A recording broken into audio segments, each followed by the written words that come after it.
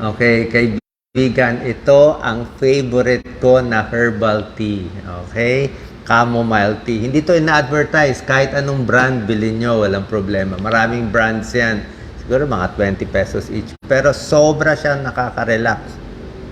Sobrang bango. Talaga, itry nyo po. Walang side effect. Pamparelax po yan. Ano ang chamomile tea? Okay? Ang amoy niya, amoy apple eh. Pamparelax siya. For anxiety, pag kinakabahan, plus pag gusto mo magpaantok, gusto mo lang mag-relax, amoy-amoy mo lang, inom-inumin, napakaganda. Maganda siya talaga sa tiyan. Talaga para sa tiyan siya, yung mga makulo ang tiyan, masakit ang tiyan, nagtatae, talagang may kabag, indigestion, subukan niyo po. Kahit anong brand, may murang brand, may mahal na brand sa inyo. Sa supermarket. Chamomile tea, traditional pa to. I think thousands of years ago. More sa US and Western to eh. Pero sa atin eh, nabibili na naman natin. Insomnia, anxiety, digestive upset. Doon may pag-aaral. Ano ang nutritional value? Halos walang calories. 2 calorie, hindi nakakataba. Diba? May vitamins and minerals siya, halos wala din eh. Konting-konti ang vitamins and minerals niya, pero marami siyang antioxidant. Meron siyang mga flavonoids, mga flavones. Meron siyang mga antioxidant na, tsaka yung amoy niya, napakaganda. So, bakit iniinom ang chamomile tea? Very safe. Halos walang side effect talaga to. Yan, no? Ginamit for many years, upset stomach, heartburn, nau-ulcer, gastritis, nagagerd. Ako pag nagtatai ka, masama pakiramdam mo, takot ka, baka may cancer ka, ay mag-chamomile tea po kayo, pamparelax sa gabi. Okay? Meron nga binibigay sa mga babies eh, pag humihilab ang tiyan ng babies. Paano iinumin? Kahit ilang baso. Ako siguro 1-2 baso. Ito si Doc Lisa, matipid yan. Isang tea bag. 2 baso yan. Tapos ayaw pa itapon ni Doc Lisa. Lalagay pa niya sa isang lalagyan hanggang kinabukasan. O wala nang benefit, pero nakatipid ka naman, di ba? Hanggang nalagay sa ref.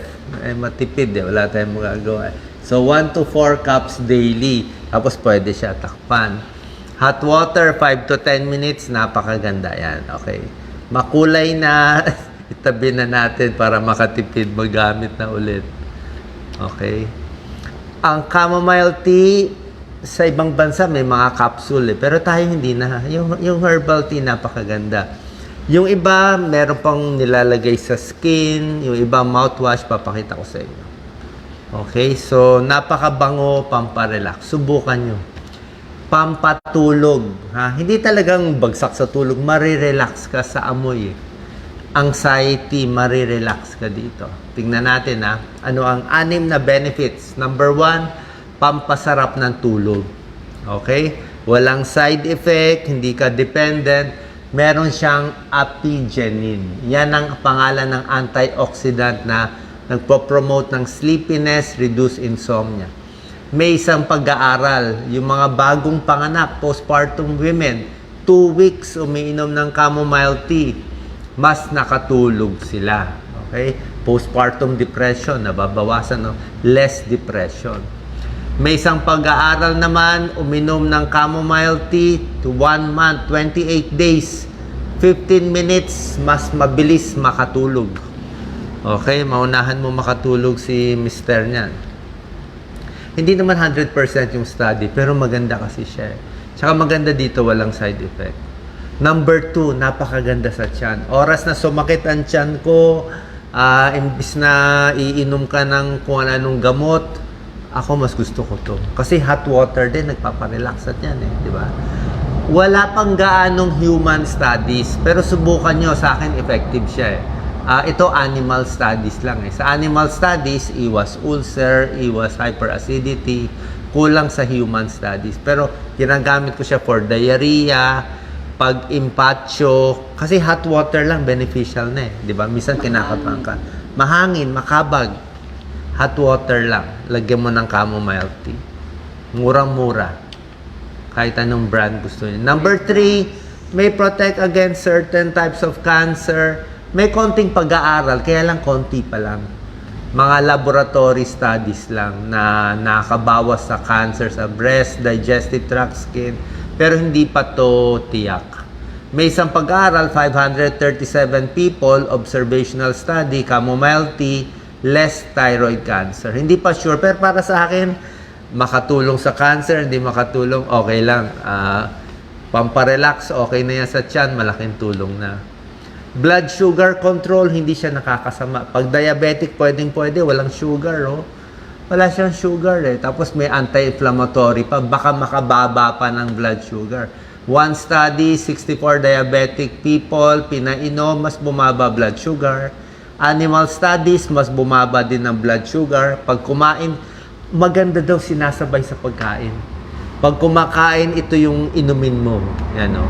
Less blood sugar spikes pa daw. Anti-inflammatory effect, napakaganda.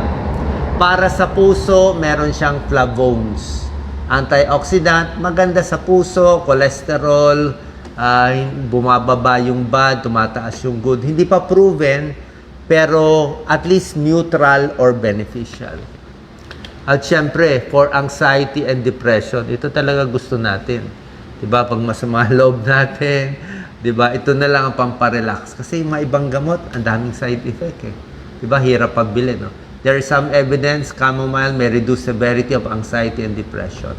Tapos yung sa aromatherapy niya. Promote sleepiness pa, marerelax ka. Diba? Yan ang problema. Pag may anxiety, depression, hindi na makatulog eh. Sinusubukan siya sa ibang mga sakit like immune system, wala pang evidence. Negative pa. O baka hindi pa nagagawan. Para sa balat, tinatry nila for eczema, wala pa rin pag-aaral. Pero yung iba ginagamit. Bone loss, merong ilang pag-aaral pero neutral pa, wala pa rin. Hindi tayo sure. Okay? Pero doon sa ibang sinasabi ko, para sa tiyan, sa anxiety, mukhang meron. Yung iba ginagamit ang mouthwash para sa singaw. Okay? Ito, meron pa nga sa almoranas. Sa wound healing, sabi nila parang steroids daw ang effect. We're not sure. Pero nire-research yan. Side effect, halos wala akong alam. Negative side effects, very rare. Yung mga delikadong side effect, wala eh. Oo. Hindi pa talaga napag-aralan sa bata at sa buntis. Pero sa tingin ko, wala siyang masamang epekto. Tsaka wala pang caffeine. Oo. Ordinary tea, kung gusto nyo medyo malabnaw, pwede rin po. Risk, very minimal. Halos wala. Hindi naman nakakalabnaw ng dugo. Okay lang po. So, ang bottom line natin, maganda siya, wala siyang side effect, nakaka-relax, maraming antioxidant, halos walang calories, 2 calorie lang per cup, mura pa. Okay? So, para sa akin, pwede nyo po itry, lalo na kung mahirap kasi mga sleeping pills pa tayo, yung mga anti-anxiety medicine, diba? May mga dependence pa yun, mahirap pa ma-reseta ng doktor. Ito po, try nyo, baka dito lang, gumaling na po kayo. Sana nakatulong tong video natin tungkol sa chamomile tea. Try nyo po. Salamat.